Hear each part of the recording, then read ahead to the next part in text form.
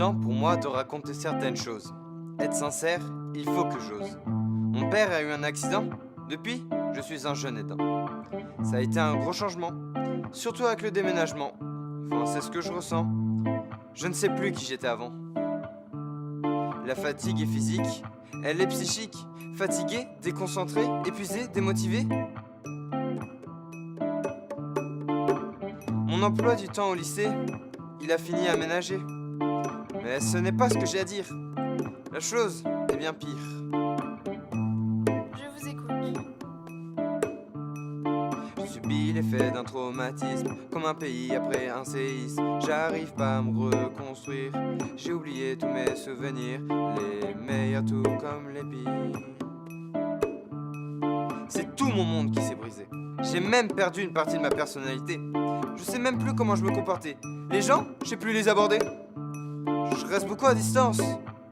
Depuis qu'on m'a pris mon enfance. Vous pouvez me faire confiance. Mon histoire, c'est celle d'un enfant pas très rebelle. Enfin, je crois. Je sais pas vraiment. J'ai plus de souvenirs de cet enfant. Tout ce que je sais, c'est qu'il est mort. Un surlendemain de Noël. Dure réalité. Votre père s'est fait renverser, lui annonce de policier. Adieu l'enfance, bonjour souffrance. Pendant les mois qui ont suivi, ce jeune adolescent est stressé. Son père ne s'est pas réveillé. Mais lui, il a une vie normale. Alors qu'il a mal, le jour du réveil, il n'y a pas de joie pareille. Y aura-t-il des séquelles? L'idée n'est pas belle. Il va falloir revenir, même si ce n'est pas par plaisir, à cette nouvelle réalité qu'on ne pourra pas modifier. Non, on ne pourra pas modifier ce qui s'est passé. Mais mon père d'avant l'accident, quand on m'en parle, j'ai pas de répondant. Je sais plus comment il était. Je me rappelle plus des moments partagés. J'ai oublié mes souvenirs, les meilleurs tout comme les pires.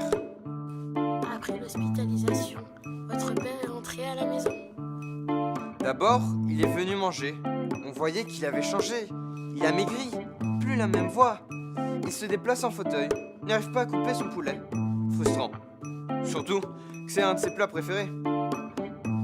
Pendant le repas, il était tellement heureux et mangeait avec tellement d'appétit qu'on aurait cru qu'il était dénutri. Qu'à l'hôpital, on s'occupait pas de lui. Et maintenant qu'il vit avec vous, comment ça se passe? Aujourd'hui, ma mère et moi sollicités en permanence.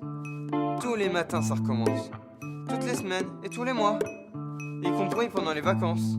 Mon père est sous notre dépendance. Du répit, j'en ai au lycée. Mais ma mère ne peut pas s'échapper. Mon père n'est pas comme ça pour rien. C'est un traumatisé crânien. C'est mon père et je suis son fils. Mais c'est aussi tout le contraire.